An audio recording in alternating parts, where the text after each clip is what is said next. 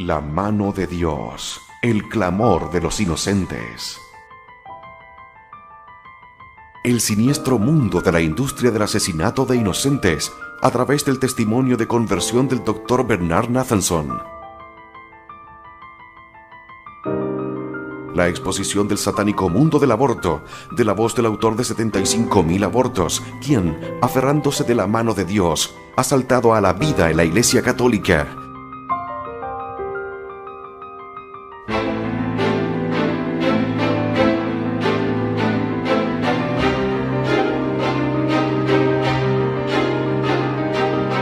El poder de la evidencia científica y la oración, unidos en este excepcional testimonio de horror y redención. La mano de Dios, el clamor de los inocentes.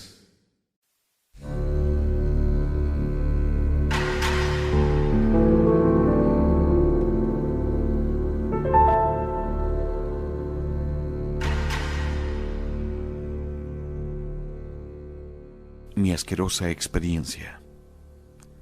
Cuando contemplo los 25 años que me separan de esa asquerosa extravagancia, a costa de los cuerpos de las mujeres embarazadas y sus bebés exterminados, me admiro por el carácter acrítico de la tarea que nos habíamos asignado, por el vacío moral y espiritual que había en el fondo de esta bárbara operación, por la indiscutida certeza que teníamos del alto grado de rectitud moral con que obrábamos. Y sin embargo, qué claramente sórdida era la cosa.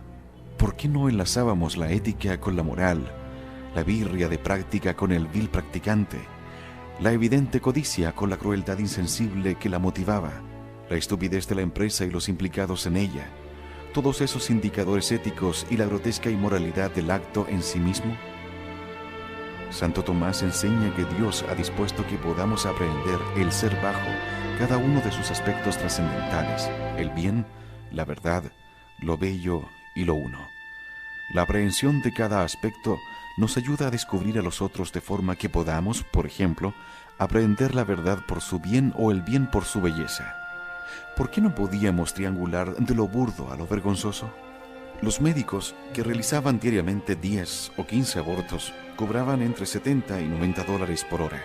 Un ginecólogo podía ejercer su especialidad en Lexington, Kentucky, de lunes a viernes, ir entonces en avión a la ciudad de Nueva York, trabajar 5 turnos de 8 horas en la clínica durante el fin de semana y volver para retomar su ejercicio el lunes por la mañana. Ganaba $185,000 en un año de trabajo en la clínica. Según el protocolo que yo había diseñado, se exigía a los abortistas examinar a simple vista el contenido de la bolsa de grasas que colgaba en el extremo del aparato de succión, comprobando que estaba presente la cantidad apropiada de partes fetales. Tenían, por lo tanto, que examinar personalmente los restos de quizás una docena de abortos cada día de trabajo. Al final de su turno de 8 horas, volvían a casa con sus familias, a sus ejercicios, a sus lugares de adoración. Muchos de los médicos no judíos acudían a la iglesia. Los judíos eran, en su mayor parte, judíos reformistas o ateos como yo. La clínica era una cuadrilla de delincuentes profesionales. Robert Lifton, un psiquiatra, examinó el comportamiento de los doctores nazis que controlaban el exterminio en masa en los campos y que después, al finalizar su jornada laboral, volvían a su vida familiar normal. Denominó desdoblamiento a ese fenómeno, la división de uno mismo en 2 todos funcionales.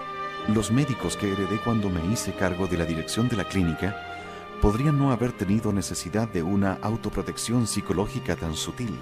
Eran una cuadrilla compacta de delincuentes profesionales descargados de todo bagaje ético o moral. El doctor Elizar Shkolnik, un ruso de mediana edad, bajo, panzudo y voluble, caracterizó el tipo de buitres carroñeros que se cebaron con la revolución del aborto en sus primeros días.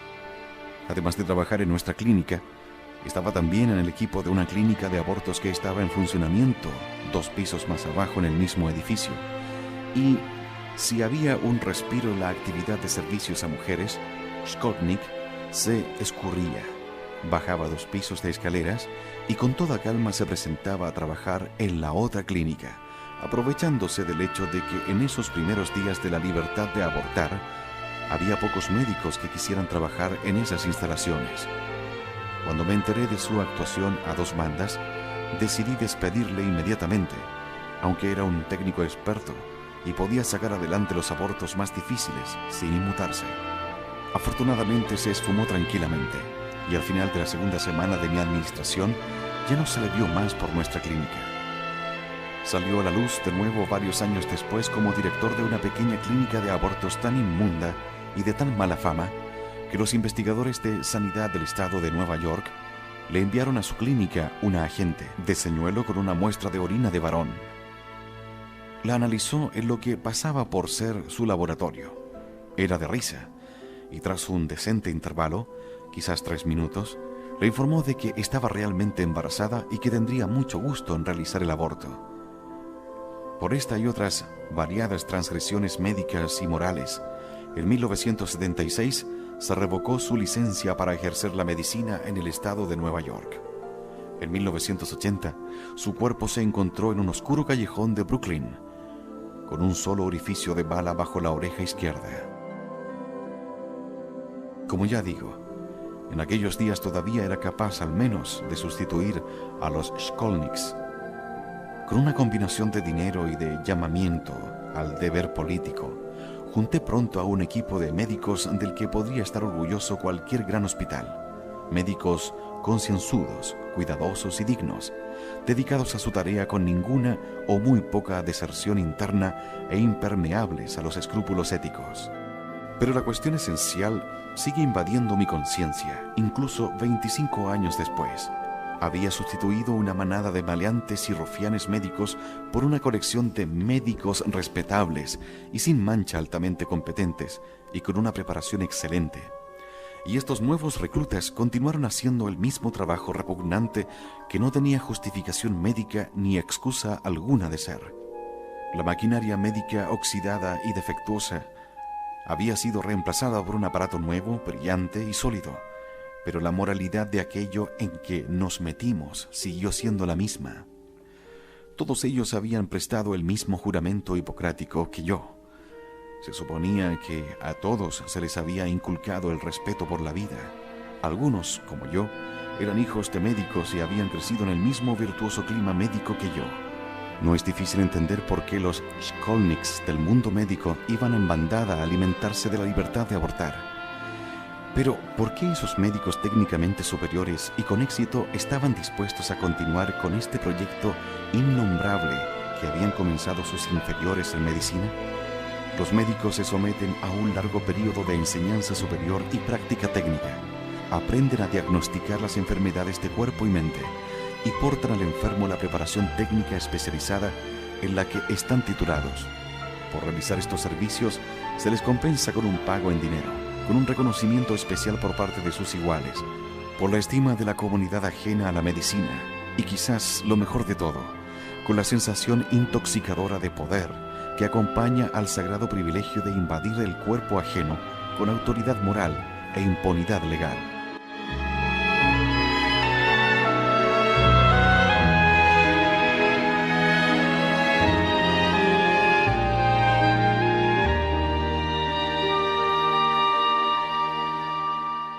Los grandes médicos de la antigüedad fueron profundamente espirituales. Una sucinta descripción de un médico es, pues, esta: un técnico altamente especializado que diariamente está expuesto a un material tremendamente poderoso y a tentaciones espirituales. Tengo la experiencia de que en el mundo de la medicina, solo aquellos que tienen un inamovible pilar espiritual interior para soportar el peso inmenso de las obligaciones y responsabilidades médicas sobreviven intactos al cebo de la tentación mundana. El flujo ininterrumpido de dinero, el encanto de la adulación y los efectos embriagadores de los privilegios especiales. No es casualidad que los grandes médicos y científicos de la antigüedad fueran profundamente espirituales. Hipócrates prestó juramento a los dioses. Aristóteles, quizás el mayor científico empírico de todos los tiempos, veneraba la idea de Dios como el primer motor. Claudio Galeno, que trabajó a partir de Aristóteles e Hipócrates, desde el principio se declaró monoteísta y fue apreciado por médicos árabes y judíos que que siguieron su estela. Y el rabí Moisés ben Maimónides, que fue codificador del Talmud. Era un médico de talento en la corte de Saladino en Egipto y escribió la Guía de Perplejos, que buscaba aunar los elementos de la espiritualidad con la ciencia de la medicina. William Harvey, el descubridor de la circulación de la sangre, estaba convencido de la existencia de una inteligencia creadora suprema y era un celoso practicante de su religión protestante.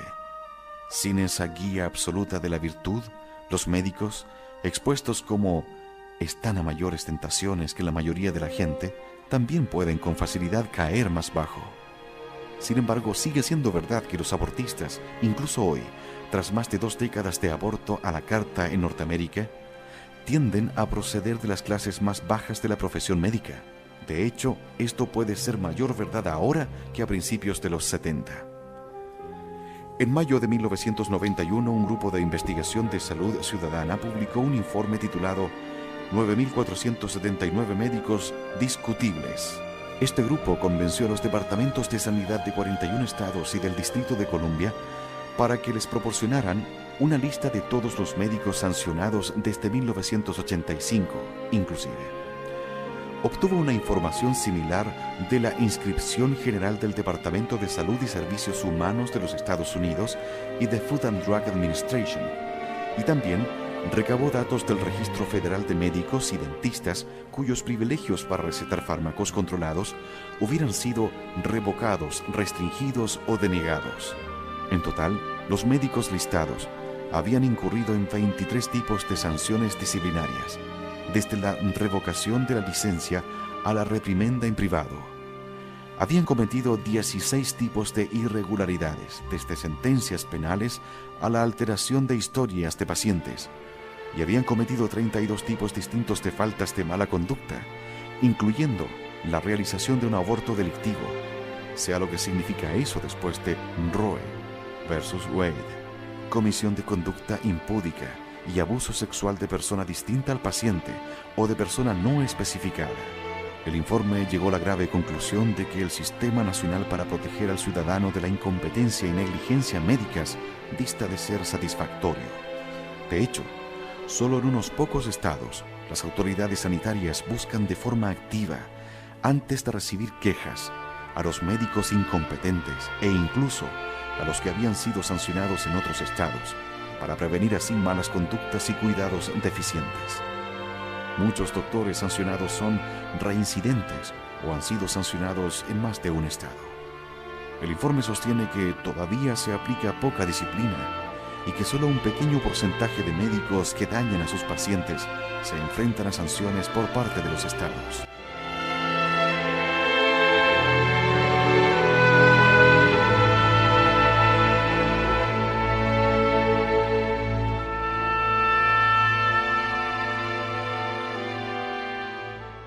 Historias espeluznantes de nuestros días.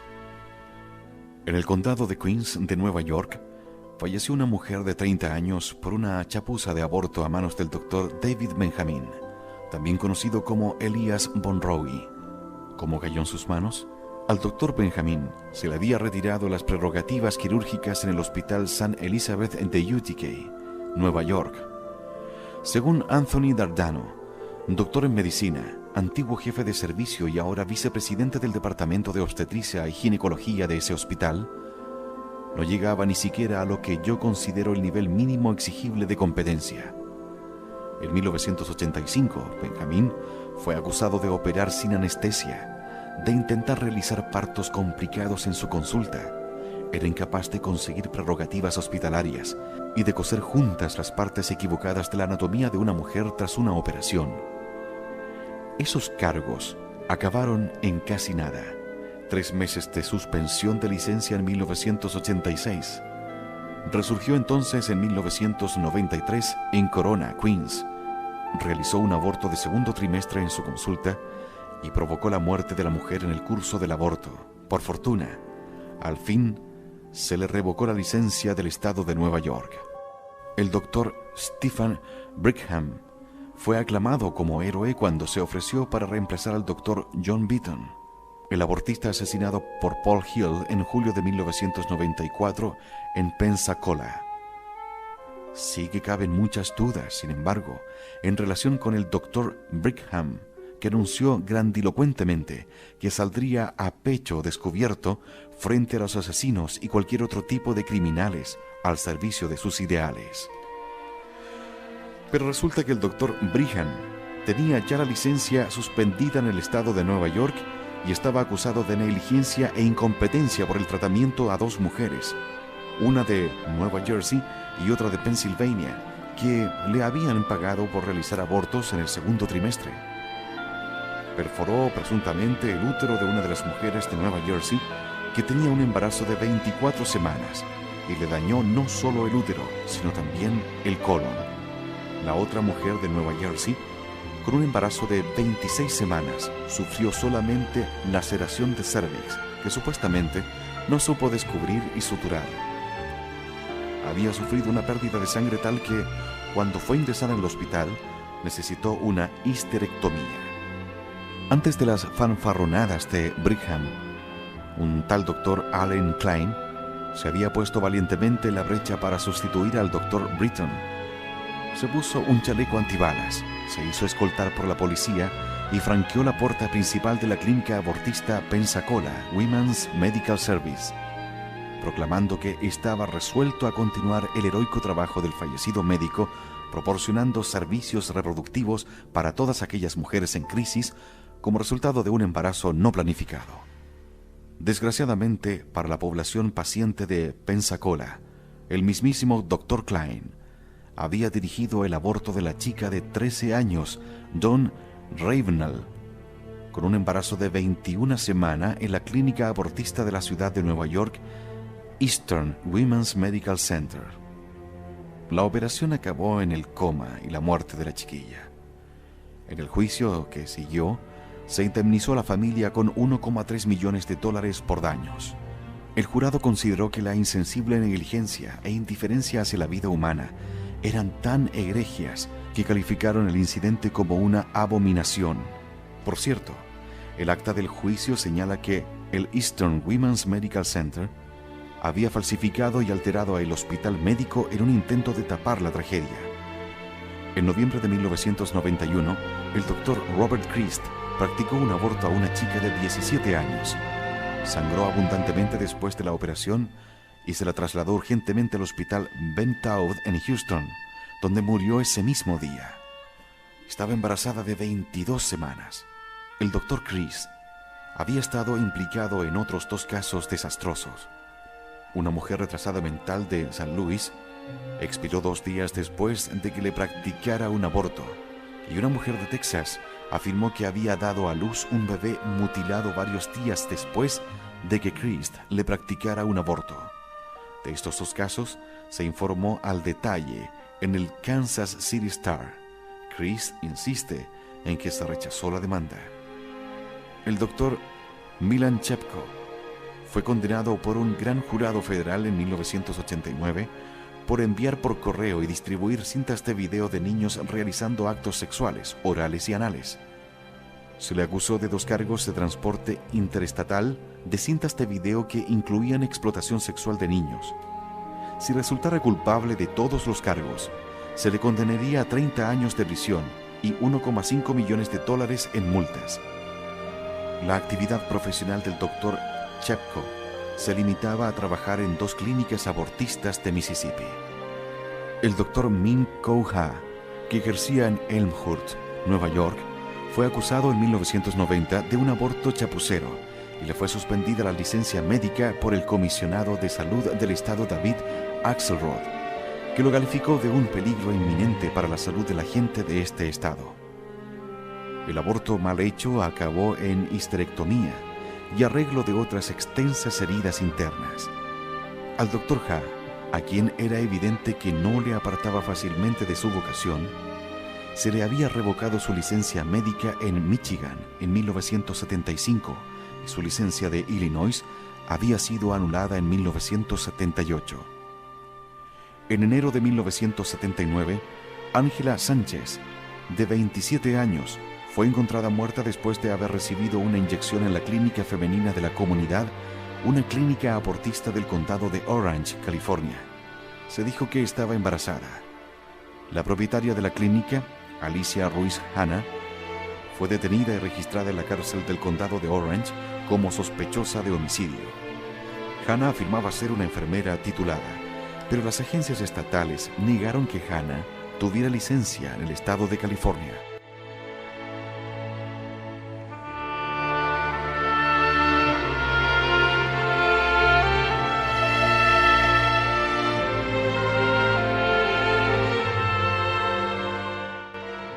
El líder de la manada de hienas abortistas. El líder indiscutido de la manada de hienas abortistas es, sin embargo, el Dr. Abu Hayat, de 61 años, licenciado en la Facultad de Medicina de Calcuta, que había sido comandante en el Cuerpo Médico del Ejército de Estados Unidos. Se le otorgó una licencia para ejercer la medicina en el estado de Nueva York el 6 de septiembre de 1973, y su licencia siguió siendo válida hasta la macabra serie de incidentes en cuestión. Hayat llevaba su taller de abortos con un exquisito cuidado por el secreto absoluto y la mágica oblicuidad que cabría esperar de una operación de la CIA fomentando una revolución en América Central. Anunciaba sus servicios en el periódico de lengua española El Diario y hacía que las embarazadas acudiesen a una consulta que hacía de pantalla en Brooklyn. Las llevaba entonces. Evidentemente no pensaba que fuera necesario vendarles los ojos, aunque de haberlo hecho así, alguna habría desertado de la operación de puro terror, salvándose de las odiosas maquinaciones de este monstruo a su consulta en la Avenida A y la calle Quinta, en el este de Manhattan. En este lugar era donde se exhibía la incompetencia profesional, la venalidad colosal y la perfecta maldad sin conciencia del hombre. El Departamento de Sanidad de Nueva York dirigió la toma de declaraciones para aclarar la mala conducta profesional del Dr. Hayat. Las declaraciones tuvieron lugar los días 3, 4 y 17 de diciembre de 1991. Hayat no se dignó a aparecer en ninguna de ellas. En el curso de las declaraciones, salió a la luz que una mujer llamada Rosa Rodríguez había ido a la oficina pantalla de Hayat el 25 de octubre de 1991 en Broadway, número 296, en Brooklyn. Pensaba que estaba embarazada de 3 o 4 meses y en respuesta al anuncio de Hayat en el diario, decidió acabar con el embarazo. 2 empleados de Hayat la llevaron a toda prisa al taller de abortos de la calle Quinta de Manhattan, donde se le dijo que el aborto le costaría $1,500. Señaló que solo llevaba $1,000 encima.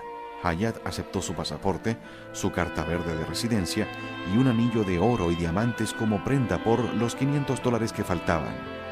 Entonces la exploró, la anestesió y la insertó laminaria en el cérvix en un intento de que éste se dilatase lo suficiente para realizar el aborto al día siguiente. Cuando despertó, le indicó que volviera a casa y acudiera a su consulta de Brooklyn al día siguiente. Lo hizo así, y de nuevo uno de sus empleados la llevó rápidamente a la Cámara de Abortos de Manhattan. Llegados a este punto, sin embargo, Rodríguez informó al Dr. Hayat que no deseaba continuar con el aborto y que hiciera el favor de retirarle la laminaria del cérvix. Médicamente, es un tratamiento perfectamente seguro. Por lo general, el embarazo continúa sin problemas cuando se retira la laminaria, sobre todo cuando solo ha estado implantada 24 horas. Sin embargo, el Dr. Hayat le manifestó que no tenía más opción que seguir con el aborto. Le puso una inyección y la tranquilizó.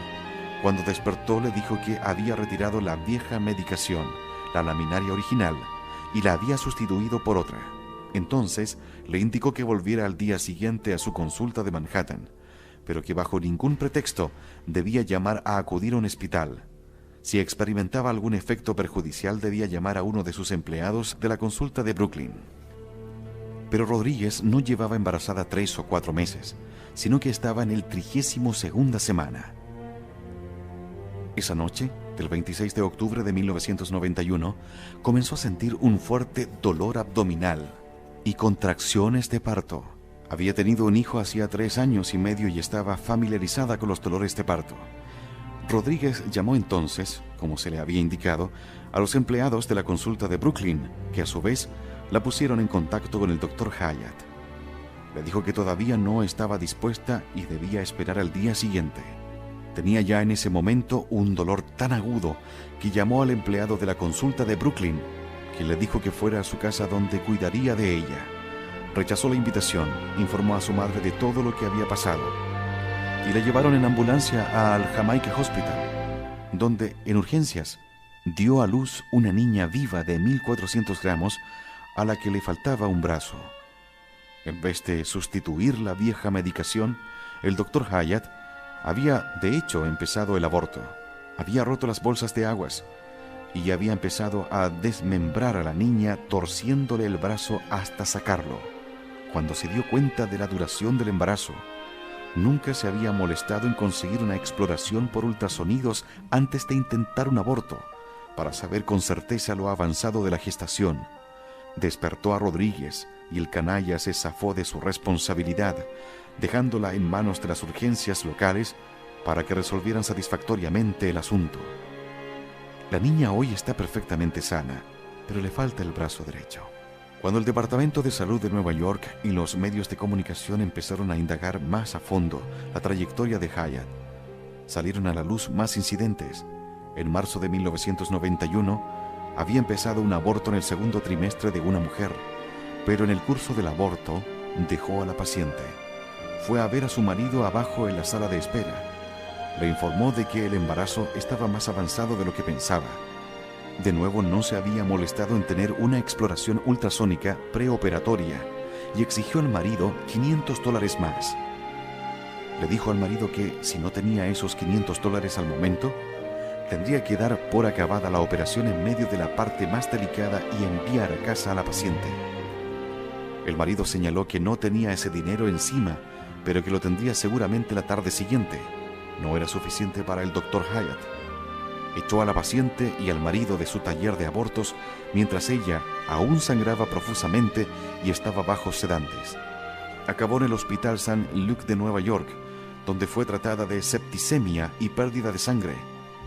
Hubo que acabar el aborto en esa instalación. En septiembre de 1990, Hyatt empezó un aborto en una paciente con signos de una fuerte hemorragia vaginal, dolores abdominales agudos y dificultades respiratorias en la operación. La sacó rápidamente de su mesa y de su local. Acabó en el centro médico del condado Kings de Brooklyn al día siguiente con una tremenda sepsis y coagulopatía intravascular extendida, un defecto en el sistema de coágulos de la sangre que pone en riesgo la vida. También le perforó el útero. Murió de shock séptico el 26 de septiembre de 1990. En julio de 1988, Hyatt realizó un aborto en una mujer que tenía un embarazo de 17 semanas. Durante el proceso empezó a sangrar en abundancia, pero él le dijo que la hemorragia era normal y que no corría ningún riesgo volviendo a su casa. Continuó, sin embargo, con grandes dolores y 2 días después volvió a su consulta, donde le practicó un tratamiento adicional sin especificar y la volvió a mandar a casa. Después de estar en casa 12 horas, empezó a echar defecaciones por la vagina. Se la condujo deprisa al hospital North Central Bronx, donde se descubrió que no solo Hyatt le había perforado el útero en el curso del aborto, sino que también había dañado el intestino grueso, colon, creando una fístula uterocólica, un canal de comunicación anormal entre el útero y el intestino. También había descuidado quitar algunas partes del cráneo del feto, que se encontraron después sueltas en el cérvix de la paciente. Y claro, se acusó también a Hyatt de abuso sexual con una mujer en el curso de un aborto en octubre de 1991. En total, una impresionante marca de venalidad, incompetencia profesional e indiferencia por la vida humana. En noviembre de 1991, el Departamento de Salud del Estado de Nueva York revocó su licencia médica, llamándole un peligro inminente para la salud de la gente del estado de Nueva York. En enero de 1993, Hyatt fue procesado ante un gran jurado por 13 cargos, que iban desde inferir daños graves a un niño, la hija de Rodríguez, a causa de una indiferencia depravada por la vida, hasta falsificar los libros de su negocio. Había alterado los historiales de sus pacientes para ocultar sus prácticas asquerosas.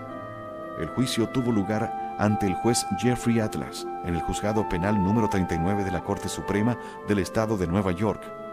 Hyatt nunca se levantó para defenderse y ahora está cumpliendo una sentencia de 9 años y 1/3 a 27 años y 2/3 en una prisión al norte de Nueva York.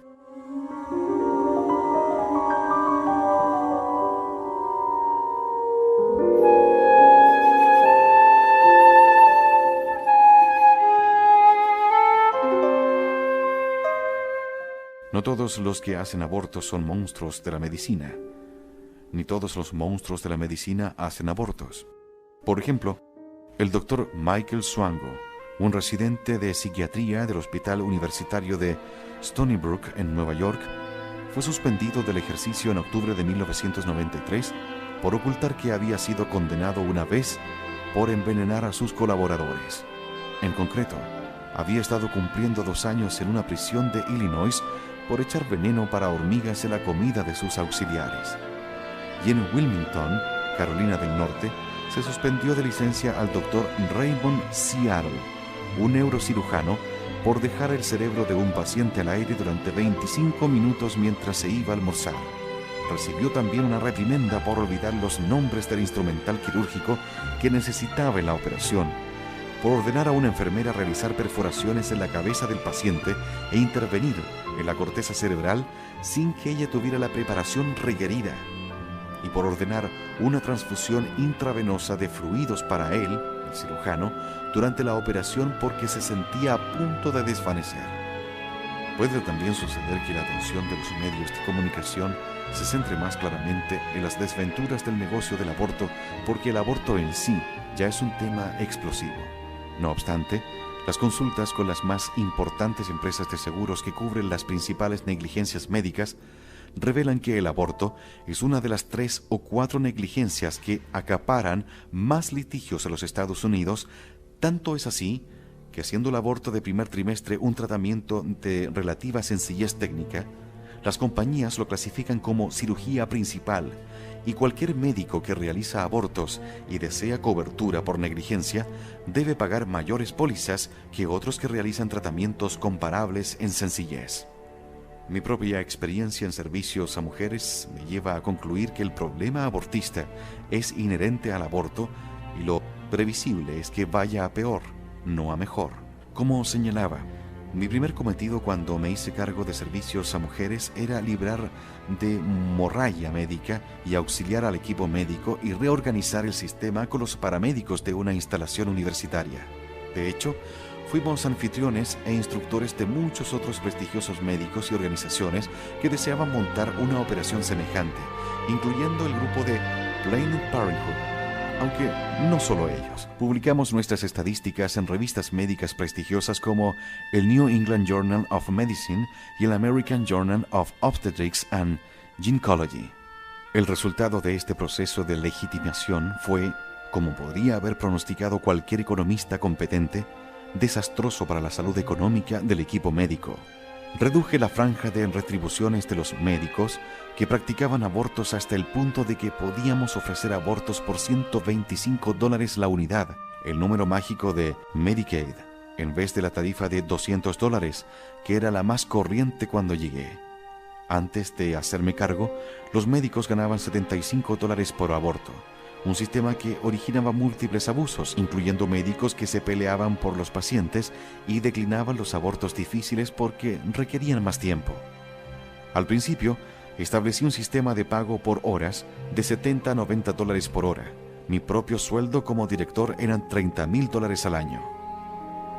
Al surgir otras clínicas, muchas con médicos competentes y concienzudos a la cabeza de sus equipos, al menos al principio se hizo más intensa la competencia por el dinero del aborto.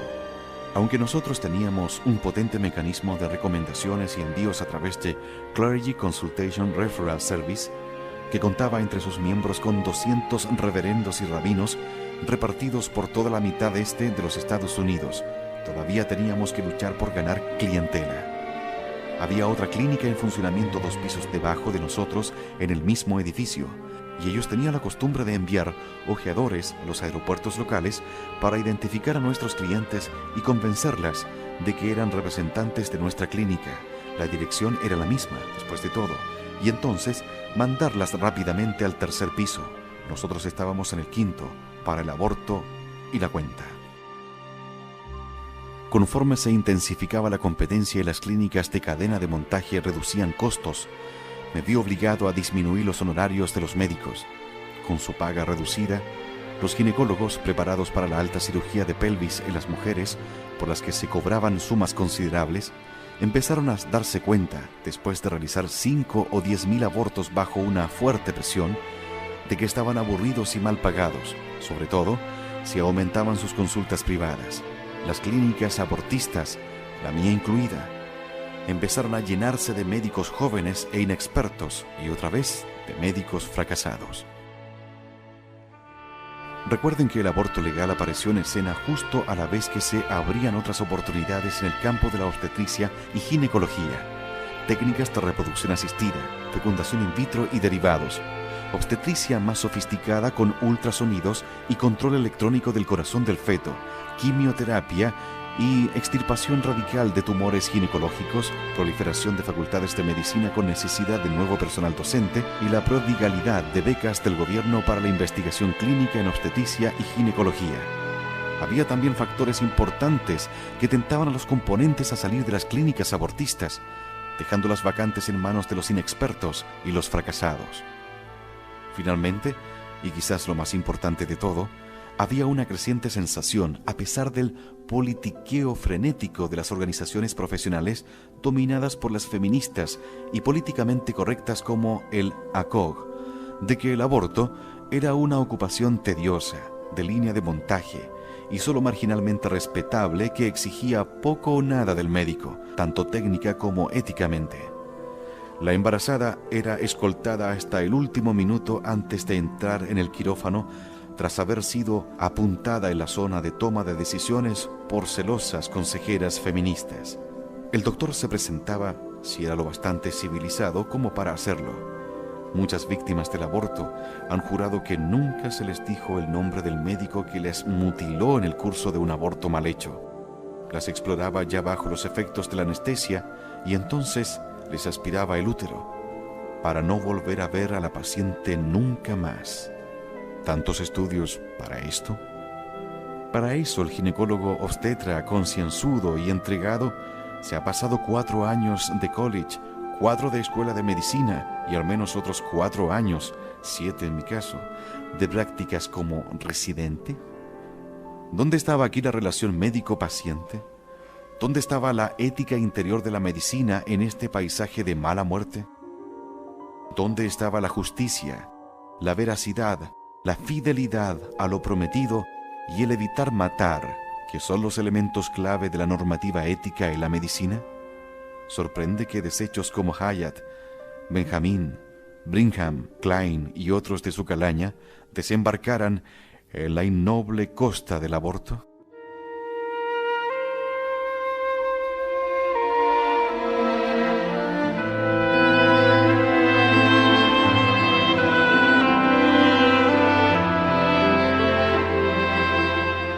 El doctor David Grimes, catedrático de obstetricia y ginecología en la Facultad de Medicina de la Universidad del Sur de California en Los Ángeles, publicó recientemente un artículo en la sede central del ACOG en el que se lamentaba de la carencia de proveedores de abortos en Estados Unidos y señaló que el 83% de los condados de Estados Unidos carecían de proveedor. El doctor Grimes ha estado a la vanguardia del movimiento proabortista. Durante muchos años trabajó en el proyecto de vigilancia del aborto de los Centers for Disease Control, Centros para el Control de las Enfermedades, en Atlanta, Georgia, y fue uno de los primeros en proponer la técnica DIE, dilatación y evacuación, para los abortos del segundo trimestre de embarazo. Ahora se ocupa de la promoción de la píldora abortiva francesa RU 486 con un celo poco menos que mesiánico. Grimes se lamenta de que desde 1985, fecha del último informe general sobre este asunto, la proporción de programas de formación para residentes, que ofrecen formación especial sobre la práctica de abortos, ha declinado de manera significativa. Él atribuye este declive a la combinación de un salario escaso, de un bajo prestigio, de los frecuentes hostigamientos, de las condiciones del trabajo poco óptimas y del tedio. Grimes no se detiene en los aspectos éticos del proceso, ni tampoco cuestiona la razón por la que esta operación concreta en el seno del inmensamente amplio espectro de los procedimientos quirúrgicos debería aislarse como un fracaso en contraposición a otros muchos procedimientos también tediosos de la medicina moderna.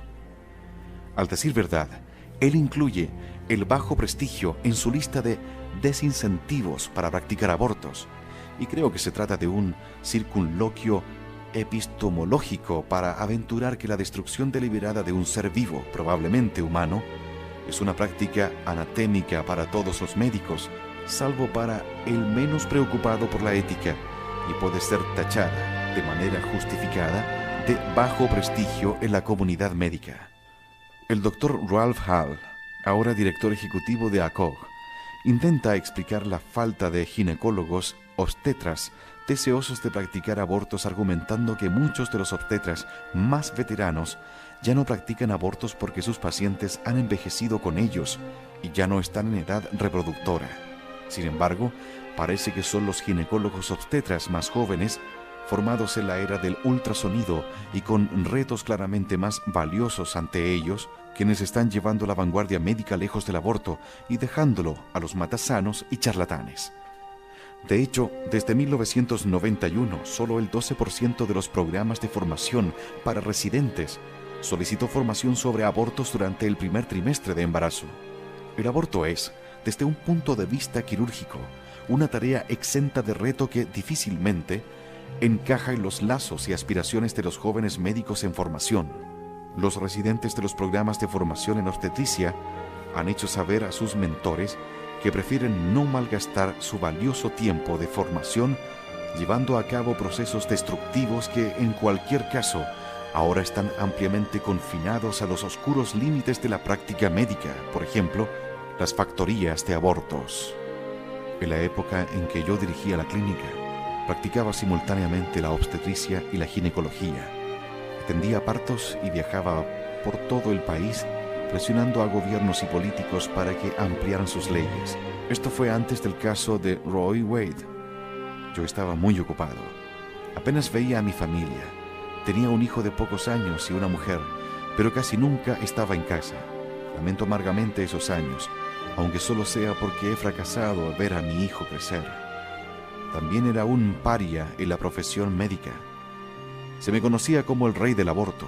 Mis documentos sobre el aborto, ansiosamente esperados por la prensa liberal e incluso por la prensa médica liberal, no me hicieron popular entre muchos de mis colegas de profesión. Mi práctica disminuyó porque muchos médicos dejaron de enviarme pacientes. Ahora que soy provida, estoy de nuevo exiliado de la comunidad médica. Nadie me habla. A finales de 1972 estaba exhausto y quería dejar la clínica. Dimití. Tras una breve lucha de poder, otro tomó el relevo.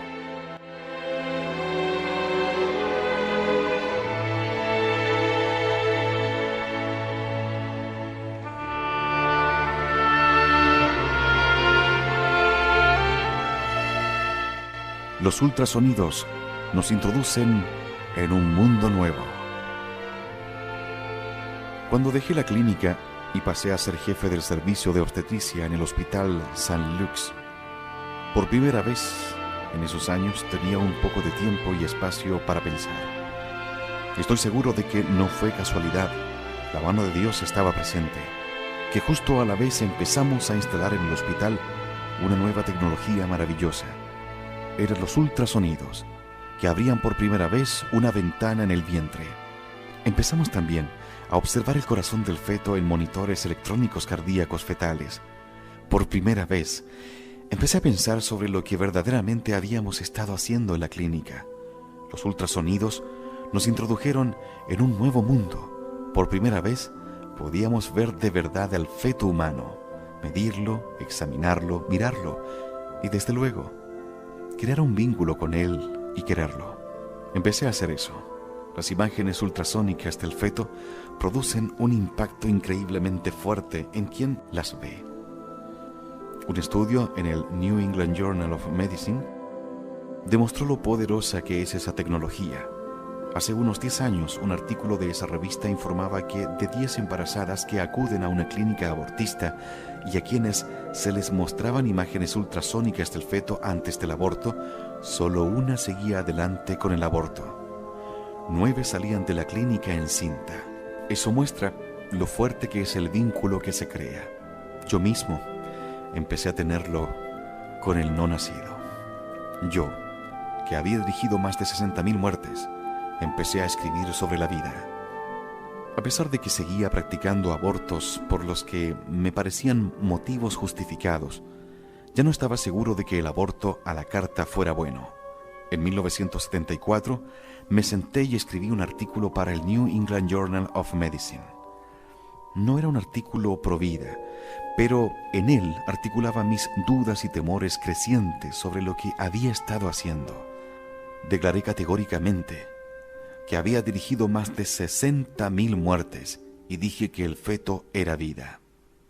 Dije que era un tipo de vida particular, pero vida, y debíamos ser respetuosos con cualquier tipo de vida. En ese artículo formulé indirectamente varias preguntas sobre por qué médicos que habían jurado defender la vida realizaban abortos. Hacía preguntas, pero aportaba pocas o ninguna respuesta. Incluí la siguiente frase: ya no quedan serias dudas en mi cabeza de que la vida humana existe en el vientre desde el comienzo mismo del embarazo, a pesar del hecho de que la naturaleza de la vida intrauterina haya sido objeto de considerable discusión en el pasado. Esta es una declaración que ahora, 20 años después, debe ser corregida por la nueva información de que disponemos sobre la genética y la reproducción asistida, fecundación in vitro y derivados científicos. Si lo escribiera hoy, tendría que afirmar que la vida humana comienza antes incluso, con el complejo proceso de la fecundación, un milagro de la química, física y biológica molecular que tiene lugar en la trompa de Falopio. Cuando el óvulo fecundado, que ya se ha dividido y ha empezado a organizarse, llega al útero, la vida está presente por lo menos desde hace 3 días. Pero no me estoy adelantando. En ese artículo de 1974 también escribí lo siguiente: la vida es un fenómeno interdependiente para todos nosotros. Es un aspecto continuo que comienza en el útero y acaba con la muerte. Las bandas del espectro se designan con palabras tales como feto, bebé, niño, adolescente y adulto.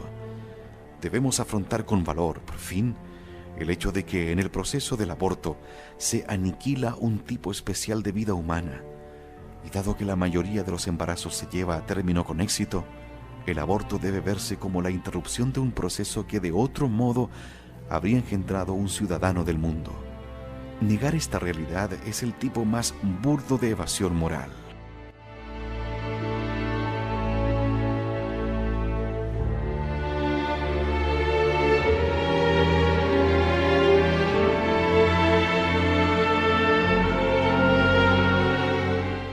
La respuesta a mi artículo fueron afirmaciones un tanto modestas, apenas las de un provida bastante perdido, pero dieron rienda suelta a una increíble corriente de emoción. Me dijeron en el New England Journal of Medicine que la contestación a este artículo era la mayor que habían recibido nunca, incluso hasta hoy. Estaban inundados de correspondencia y desde luego no se tomaron molestias con las cartas. Me las enviaron todas. El cartero me entregaba grandes sacos de correo. No eran cartas de admiradores. Venían de médicos que me habían denostado 4 años antes por ser un abortista, pero que ahora, que había crecido el pastel del aborto y sacaban dinero a derecha e izquierda, habían cambiado de parecer. Estaba abrumado por la vituperación, las amenazas y las llamadas telefónicas. Me llegaron amenazas contra mi vida y mi familia. Pensé para mí mismo, bien, realmente he tocado un nervio. Tengo que pensármelo bien. Seguí practicando abortos en 1976. realizaba abortos y traía niños al mundo, pero las tentaciones morales iban creciendo y se iban haciendo intolerables. En una planta del hospital asistíamos partos y en otra planta realizábamos abortos. Como el caso de Roe Wade, no establecía restricción alguna. Podíamos realizar abortos en el 9º mes, antes de los primeros dolores de parto. En el momento de escribir estas líneas, se realizan al año al menos 15.000 abortos después de la semana 21 de embarazo. Y sin embargo, hoy se considera que a la semana 21 el bebé es viable. Estos ya no son siquiera abortos, son asesinatos de niños prematuros. Yo a mediados de los 70, mientras estaba en una planta inyectando solución salina hipertónica a una embarazada de 33 semanas, atendía otra planta más abajo a una parturienta de 33 semanas y trataba de salvar la vida de un bebé. Las enfermeras cayeron en el mismo lazo, el mismo hachazo moral. ¿Qué hacíamos aquí? ¿Estábamos salvando niños o los estábamos matando?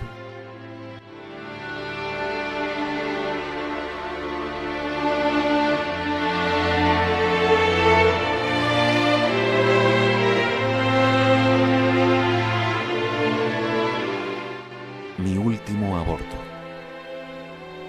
Por fin restringí la práctica del aborto a aquellos casos en los que juzgaba que existía una imperiosa necesidad de abortar.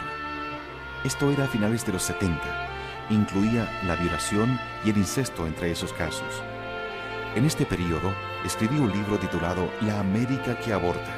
En él hice una lista de numerosas condiciones que podrían justificar un aborto. Realicé 2 o 3 abortos en 1978 y en 1979, el último de todos.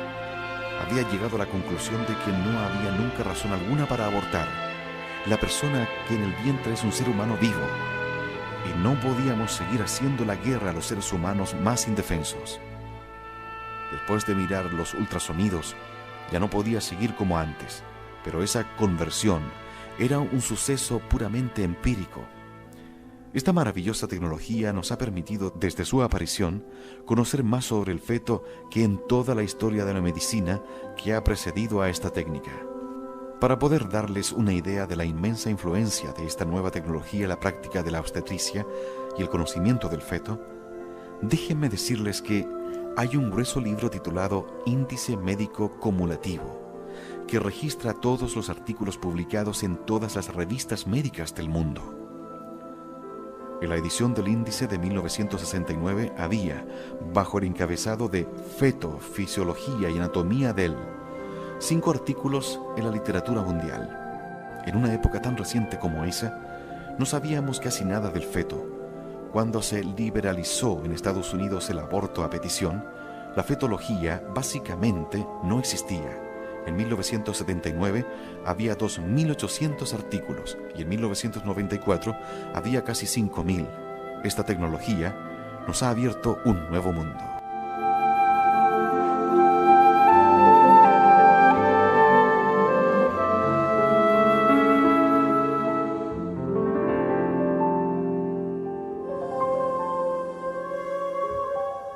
Una descripción de la fecundación en los años 40 que merece ser citada.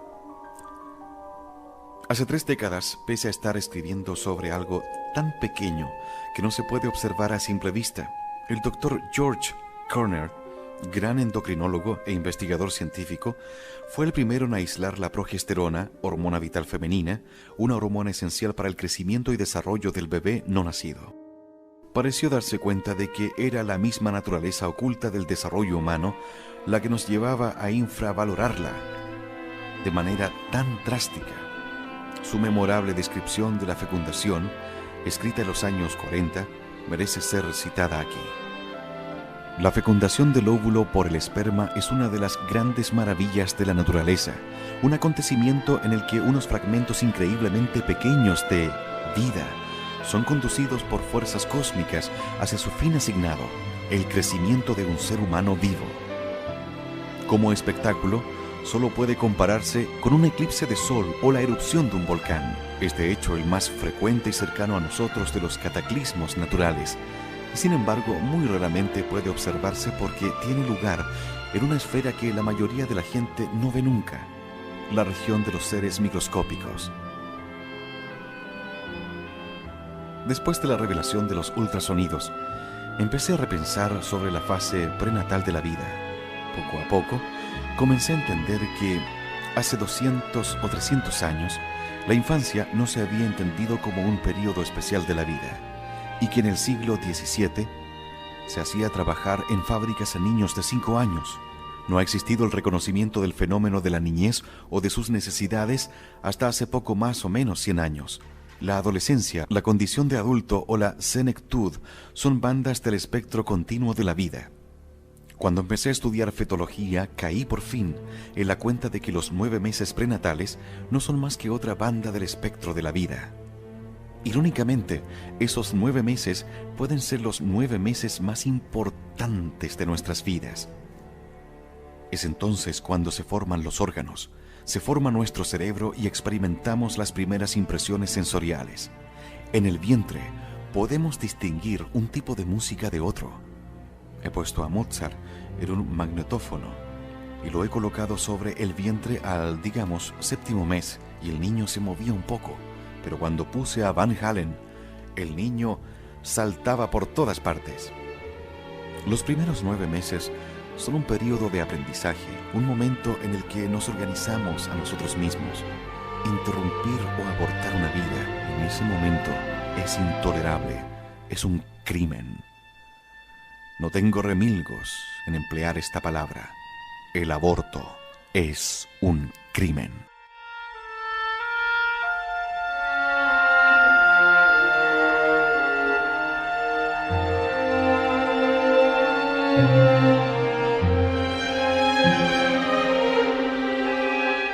El aborto es un crimen. ¿Cuál es el estatus moral del feto? Si considero el aborto como un crimen, se debe a que tengo noción de su estatus moral. ¿Qué estatus moral le conceden al feto los que creen que el aborto es aceptable? El quid de la cuestión, tal como lo definen la mayoría de los teóricos pro aborto, es si el embrión, o más tarde el feto, debe ser considerado una persona. Es crucial para ellos llevar el debate a ese terreno porque no hay duda alguna de que hasta el embrión temprano es un ser humano. Todo su código genético y todos sus rasgos son indiscutiblemente humanos. Como ser, no cabe duda de que existe, está vivo, se autodirige y no es el mismo ser que la madre, siendo como es un todo unificado. ¿Qué es una persona? Así que la noción de persona se convierte en la cuestión crucial de si el aborto es moral. Pero ¿qué es una persona? Bonnie Steinbock, que se basa en gran medida en las obras de Joel Filmberg, explica una de las teorías más conocidas en un libro titulado La vida antes del nacimiento, el estatus moral y legal de embriones y fetos. La construye basándose en el criterio del interés, que sostiene que el estar en posesión de intereses es condición necesaria y suficiente. O dicho de otro modo, que los seres que tienen derechos tienen un estatus moral. Un poco circular ya es, pero espera un momento, que todavía falta lo mejor. Ella rechaza de plano la ética de Albert Schweitzer, del respeto por la vida, atacando fundamentalmente la repugnancia de Schweitzer a romper un hermoso cristal, que califica como algo confuso y poco práctico. Va entonces a la idea de autoconciencia y, por implicación, a la condición de persona. En el frontispicio de esta construcción están grabadas estas palabras: solo los seres con intereses pueden reclamar algo de los agentes morales. Los intereses se componen de creencias, objetivos, fines, preocupaciones. La sola vida biológica no implica un ser con intereses. Los seres que no sienten y no son conscientes permanentemente no pueden tener intereses. Sin intereses, no pueden tener un estatus moral.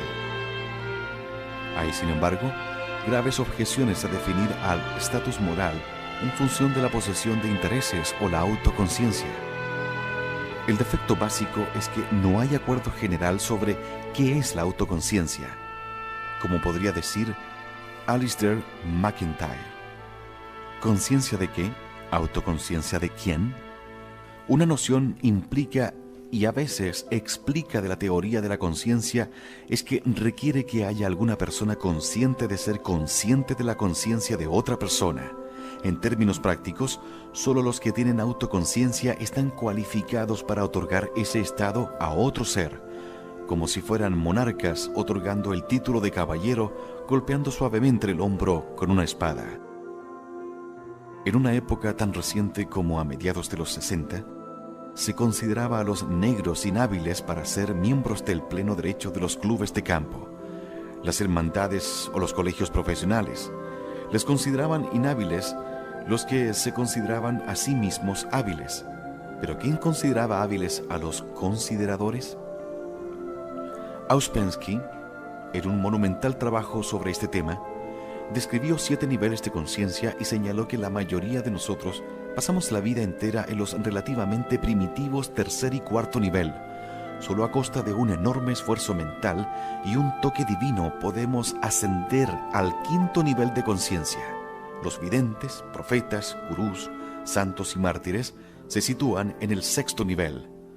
Nadie se ha acercado nunca al 7º nivel. ¿Mística? Quizás. Pero antes de dejarnos llevar cómodamente por la más concreta y generalmente aceptada teoría de la autoconciencia, consideremos el caso de Karen Kindland. Se mantuvo en un estado vegetativo permanente durante 9 años antes de expirar. Su querida familia la preparó para la eternidad durante todo ese tiempo. Y en ese tiempo los neurólogos más capacitados daban por supuesto que su córtex cerebral, la matriz en la que se piensa que reside nuestro pensamiento o conciencia, estaba fatalmente dañado.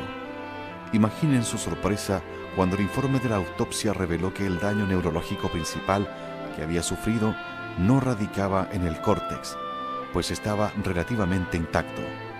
¿Estaba consciente? ¿Podría pensar? ¿Cómo lo podíamos saber? Hay sobre la inteligencia artificial una inmensa y controvertida literatura que trata la cuestión de si los superordenadores pueden o no llegar a tener capacidad de autoconciencia. Una gran parte es escéptica. Helen Terr, en un estudio elocuente, incluso a veces lírico, de título El deber ser en la máquina, escribe: podemos acabar construyendo un ordenador que nos parezca que tiene una mente, pero dudo de que el ordenador mismo comparta esa opinión. Pero hay otro grupo de teorías y expertos, tan numerosos como los anteriores, que argumentan sobre la autoconciencia del ordenador. Podría extenderme sobre la cuestión, pero ¿qué importa aquí? La esencia del debate sobre el ordenador como mente es que es contingente, tan contingente como el desacuerdo sobre la existencia de Dios. La comunidad provida no se deja enredar con visiones esotéricas sobre la condición de persona ni con la cuestión de si la autoconciencia es necesaria para la condición de persona.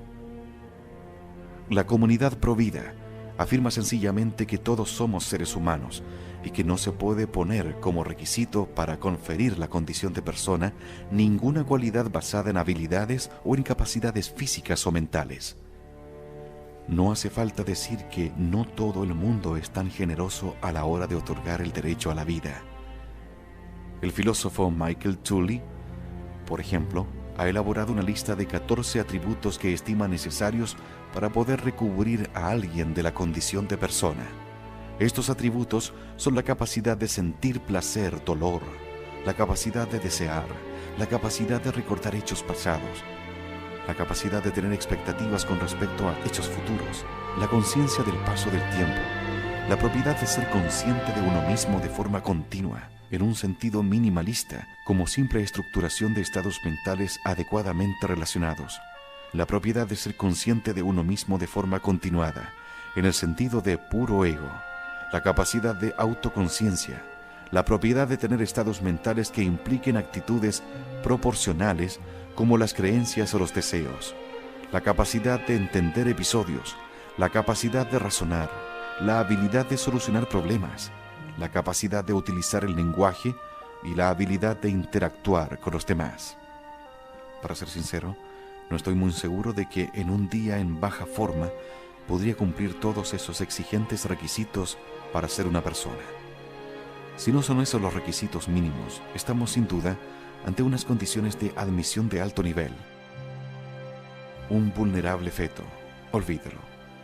Como resumía el propio Tully, si la línea de pensamiento arriba señalada es correcta, ni el aborto ni el infanticidio, al menos en las primeras semanas después del nacimiento, son inmorales.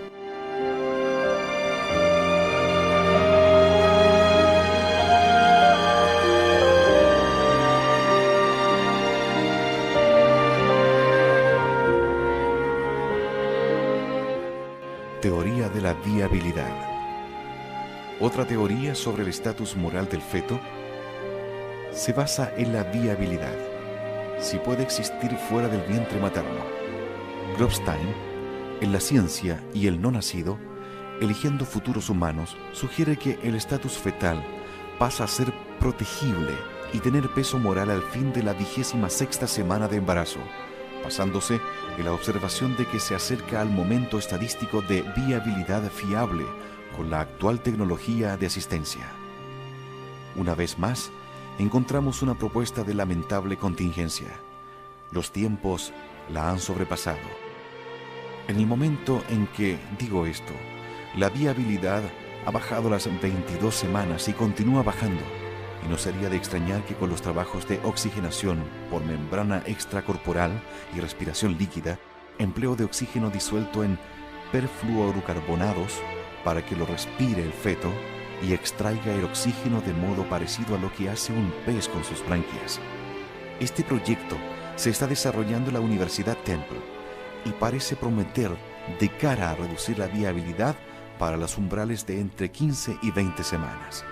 La viabilidad habrá bajado a la 20ª semana al comienzo del tercer milenio. Grobstein compensa su apuesta introduciendo otras observaciones igual de gratuitas, que a las 22 semanas se han establecido las conexiones tálamo-corticales en el cerebro del feto, pero solo al llegar a las 30 semanas, el cerebro fetal muestra cambios maduracionales en su EEG y concluye así con un viejo dicho. La principal consecuencia consiste en que sería la supuesta conciencia interna y no la viabilidad el criterio clave para la definición del estatus. Y volvemos así a Steinbock, aunque Grobstein pretenda mostrar una argumentación más sublime y elevada.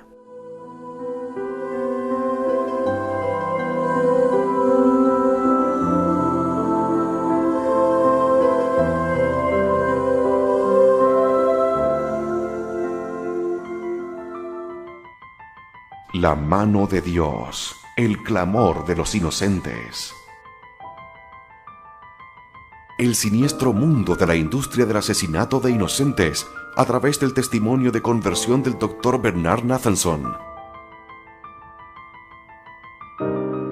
La exposición del satánico mundo del aborto, de la voz del autor de 75.000 abortos, quien, aferrándose de la mano de Dios, ha saltado a la vida en la Iglesia Católica.